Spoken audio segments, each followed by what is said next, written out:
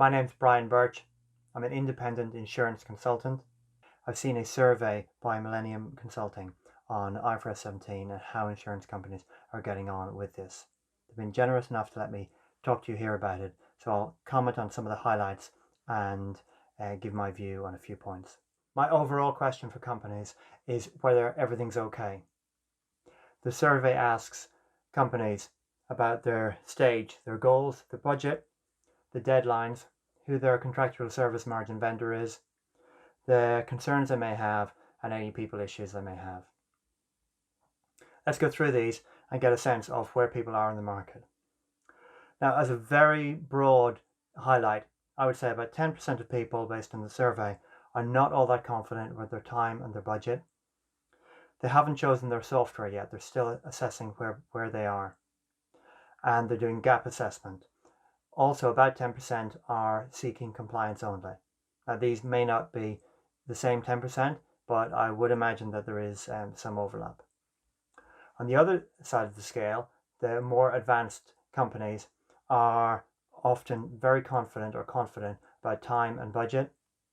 They often have selected their software, they're configuring or deploying their software, and about over a third of these are seeking a full finance transformation. So there's quite a range here of companies where they are in their IFRS 17 journey. Getting more specific, more than half companies want more than simple compliance with IFRS 17.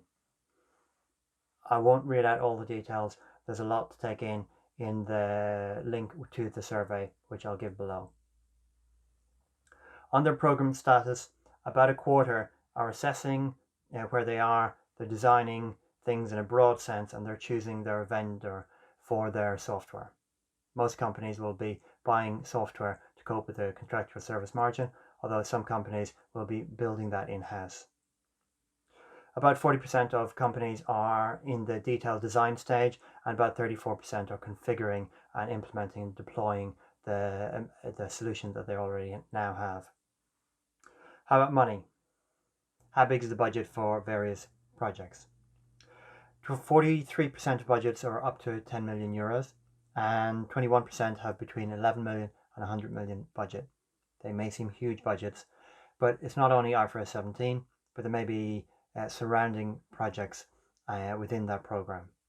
These could include managing data, sourcing data, the IFRS 17 bit itself to calculate the contractual service margin. You need new disclosures for your reporting. All of these increase the budget, and if you are replacing your subledger or your general ledger or your actuarial systems, then you've got more parts to the overall program. Also, how confident are people in meeting the budget? Well, between 11 and possibly even 22% are not confident of meeting the budget, and whereas the rest are either confident or fairly confident in meeting the budget. So there's quite a few that are not confident, and yet most people seem to be able to think that budget will be okay. Meeting the deadline. 9% seem to be not confident about meeting the deadline, and many do seem confident with the deadline. I do wonder whether this means the 1st of January 2022, or actually trying to get things ready for 2021 so as you can have a year's dry run. It makes a difference whether you have a time to bring in your data, run your processes, get your reports out, and have people narrate and review them before that whole process becomes live with stakeholders and shareholders. So confidence, there are some people that are not that confident. I do wonder, are they hoping for another delay? Is there any level of scope creep, any level of not estimating the work involved in IFRS 17, and that workload is considerable. Now, the technology solution, the contractual service margin area. This is the core area of IFRS 17, and to calculate the profit for this year, but the unearned profit for future years that will slowly be brought in as it is recognized. Many people have figured out, they have bought their solution. Aptitude have about 10%. SAS is apparently the favored vendor. There are several competing firms, and I'm fascinated by the that own dynamic. There's a lot of investment that is needed by software firms to develop the sort of software that will deal with IFRS 17 well. But there are competing firms, and certainly there should be enough choice for insurance companies. And yet some people say don't spend inordinate amounts of time at this stage. You need to choose one. You need to get on with the project. Essentially, there will be things that you will need to adjust outside the paid software, so focus on moving on. There are a number of people that are yet to select their vendor, and again, this is something to be moved on with, but it may be that they think they have the simpler end of IFRS 17. There are some hidden potholes, and there's quite a lot of detail in IFRS 17, even for the simpler products. Now, areas of concern. 5% are concerned about the general ledger, and it's interesting, there are plenty of other areas to be concerned with, data and other areas. So about 20% are interested in data integration. They're concerned about that, and with so many systems, so many processes and products to bring together, that is it's not surprising that for a complicated industry that that will be an issue for people. 16% are concerned about data quality. Getting the detail and the data that is required, especially for reinsurance or some products, could be a challenge. There'll be procedures that need to be brought in place, and there are audit consequences if the data quality isn't right. So inspecting that and getting it right seems is very important. Data capturing with various systems, technologies, and even the legal reasons of where the data is, where you're allowed to bring it, is important. 13% are concerned with data processing, and I'm assuming this is the time and the costs involved in this. 13% talking about performance issues, and it could be a huge volume of data, in some cases millions of records for IFRS 17 that need to be processed, and certain flags and filters established for the data. 8% are concerned with reporting. It is almost a specialist subject. What is the tangible output that we will be giving for IFRS 17 reports? There are a few things that are stipulated. Some things need to be separated out. Understanding those is important. Even beyond that, there's what is needed for internal reports and making sure that things align across various reports. 5% are concerned with a general ledger. There's a volume aspect of that. There's reconciliations, and some people have a subledger to deal with the volume, but that will need to be reconciled, and there'll need to be one source of the truth to make sure that reporting is consistent.